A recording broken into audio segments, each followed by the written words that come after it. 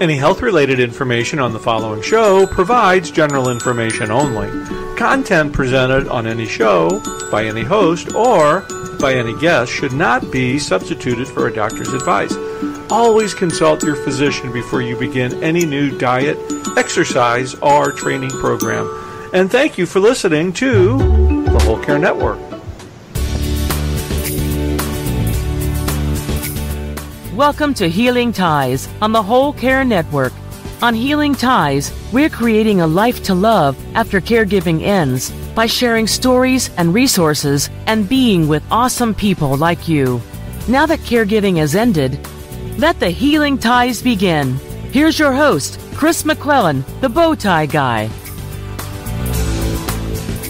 Well, greetings everyone. It is Chris McClellan, the Bowtie Guy, for our fourth episode of Unique Needs of the Older Caregiver, and I'm with my good friend Joy Loverde. Joy, greetings. It's great to visit with you again. Thank you, Chris. So we're already into week 4. This is just kind of flying by. We talked about thriving in the times of uncertainty, and today we're going to talk about a topic that is near and dear to me, and I think is you as well: money and the needs of the older caregiver. If we were living in times of uncertainty, money play a role in that as well. Right. It's something that I think is on everybody's mind for every situation that comes across the table. It's like the first one. It's like a knee-jerk reaction. How much is this going to cost? And who's going to pay for this? And all kinds of fears just swell up almost immediately. It's kind of like that unwritten word where when it comes to money and finances and planning, that people just don't have those open conversations about what their actual needs are as it relates to their financing and how to pay for care. Well, Chris, that's an interesting article was posted in the online by Chris Taylor, who's one of my favorite financial reporters. And he said that people don't tend to talk about money because they never learned how from their parents or from the family system. So there was a tendency, he said, that if you didn't hear your parents discuss money, that there was an unwritten rule that you're not supposed to.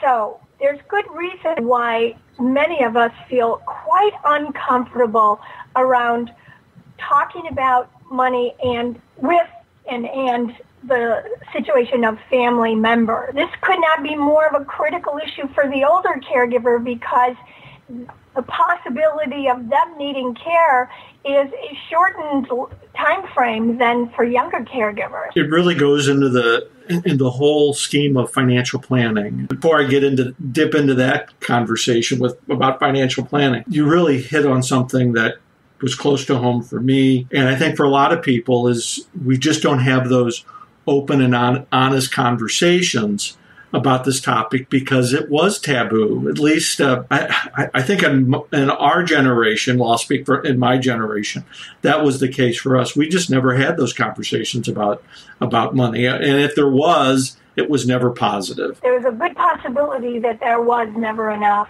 Yes. Oh goodness, you're bringing back some memories of conversations with my parents. But it's important to have those conversations, especially for the older caregiver who's could be taking care of their parents. And there's tons of examples out there, and you already referenced one article about the financial impact as people are approaching retirement on caregiving and how that impacts their life after retirement. Right. It's everybody's concern. I always say that this is a family need, not something that is just relating to our parents or whoever we're caring for. This is the need of everybody involved. Very much so, and it's comprehensive. It's a tremendous amount of stories out there about caregivers who dip into their own savings to pay for care for the person that they're caring for. And then all of a sudden, that person passes away. Their finances are left in disarray. Big mistake, huh? People learn the hard way that what they have to do is go get financial advice and what is available and what does Medicare and Medicaid pay for and what does it not pay for, and all kinds of options when it comes to paying for care in lieu of dipping into your own pocket to pay for care. There's a big, huge planning step missing there. It's kind of like the void of in the middle of care, because as we've talked previously in our podcast series, caregiving just happens, and all of a sudden you're in the middle of this, and so many things in life change. You're just not sure what to do next. And that's why it's so important to reach out to professionals that can be of assistance, because as much as we want to do these tasks out of love, care, and commitment, there does need to be some type of plan in place as well. So, Joy, let's take our first break here, and when we come back, let's talk about, we're seeing trends today about how family caregivers can get paid while they're caregiving. Sure. Okay, you're listening to The Unique Needs of the Older Caregiver on Healing Ties. We'll be right back. Everyone has a story, but not everyone gets a chance to tell their story. On the Whole Care Network, we are all about story sharing. That's why on the Whole Care Network, you talk and we listen. For information on how you can share your story on the Whole Care Network, contact me, Chris McClellan, the Bowtie Guy, at chris@wholecarenetwork.com. To your health, happiness, and prosperity.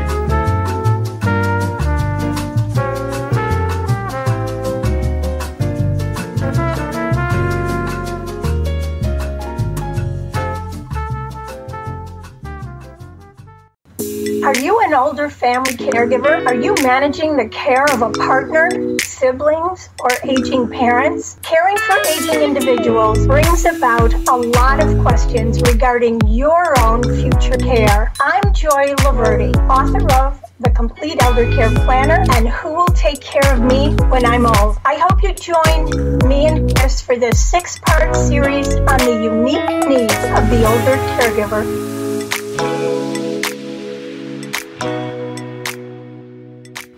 Well, welcome back, everybody. And, Joy, before we went to the break, we were starting to talk a little bit more about family caregivers and how they might be able to be paid. I know there's some great legislation that's going on, both federally and in some local areas, about family leave and how caregivers could get paid. But in your book, you write about strategies for getting paid as a caregiver. Can you talk a little bit about that, please? Well, sure. I think the first thing that a caregiver needs to do is get their mindset on that they certainly deserve to get paid. Not everyone in the family might agree with that, but if you're going broke in the process of caring for someone, you need to bring it up. So the first step is you deserve to get paid for family caregiving if this is truly causing a financial hardship on your own personal savings.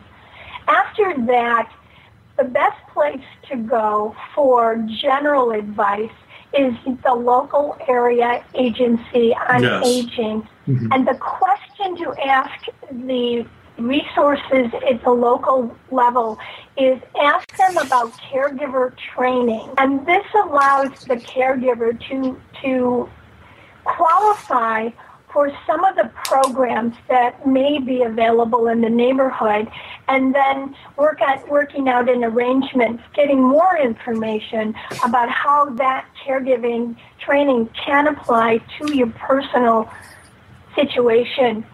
There are other programs, cash and counseling programs, allow family members to take a look at what's available for parents who may be on Medicaid. There are also programs for veterans. Many people don't know about the aid and attendance program for veterans. It's really worthwhile to take a look at that. And again, these resources that I'm mentioning are in my book, Who Will Take Care of Me When I'm Old, including the websites. So cash and counseling programs, aid and attendance, these are certainly available to family caregivers. Now, there are a lot of creative ways to get paid as a caregiver. To give you a situation that took place in my own family, there was a family of siblings who decided to pay one of the siblings to care for mom, and that worked out very well. So that's a possibility right there. Is again, it requires being brave enough to talk to parents and siblings about different creative arrangements. Another family that I know took turns caring for their mother, and then the other caregiver who had just recently cared for the mother went back to work. So again, there are a lot of ways to get paid as a family caregiver, and I just implore people to at least take a look at their options. It's so important, as we've discussed throughout this podcast series, about the accessing resources. And while we're in the middle of caregiving, we often think that we're the only ones doing this. But when we reach out and we see, especially talked about the area agencies on aging, there are a wealth of information in and around just about any community within the country. It's having that courage to reach out for help. You said something really important, Chris, and that is you cannot make assumptions that you're the only one in the world going through these situations. And the more you talk to the experts and the more you talk to other family caregivers, the more you learn about your options. We are certainly not alone in this. So another item that you talked about in your book, and sometimes it's as we're downsizing, selling some of our belongings, some of those things that we've had for years that we're attached to, but that is another way to have a source of income by having a garage sale or accessing selling things on eBay. That's another way that caregivers can help supplement their income.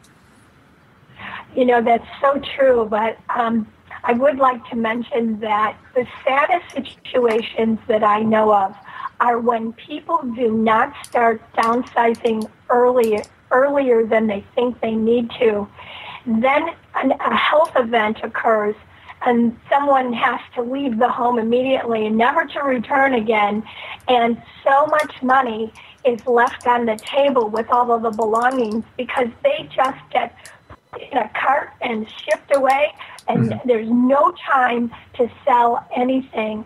And this is one of the biggest problems with not looking ahead and seeing that you might have lots and lots of money with what you might have, jewelry, for example, and furniture that is relatively in good shape. Well, it has to be in good shape, but there's always someone who will buy things on some of these sales outlets like Craigslist and eBay and consignment shop. But you can't do any of this if you're working within the context of a health event emergency. So selling stuff is a great way to get some extra cash. And it also helps in the downsizing as well, as you mentioned. As I look back on our experience, of course, Richard's hobby was eBay, but he bought more than he sold, if I remember correctly. But it does help in the long run, not only with the cash, but in downsizing. And it also, you mentioned this also in your book about hopefully there's money in your house. You've got some equity in your house that you might be able to use as well. That's right. Make that house work for you. Investigate the possibility of a reverse mortgage that may or may not work for you, but it's worth looking into. Exploring home equity loans. And I also heard that people can challenge their property tax assessments. And so there is work to be done. But again, doing it ahead of time is the only way to go. And something else that's really fun that seems to be catching on is this thing about renting desirables. In other words, you may have some items in your house that you can actually rent, and there are a lot of websites where you can list your stuff on on a website. So think about the power tools and the yard equipment that you might have in the garage that you never use, or a lawnmower. You can rent it out to somebody who wants it.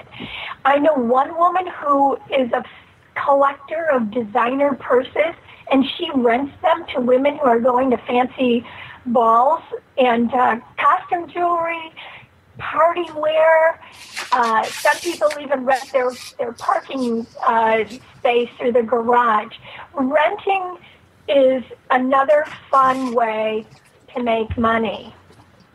And I'm just, this is a completely new concept for me, so I appreciate you sharing that, not only just for the listeners, but for me. But as I'm thinking about this, just think of the people that most of those, you could be some of those people who'll be in a caregiving situation, and all of a sudden you're developing a friendship and you've got a network that's there, and everybody's helping one another.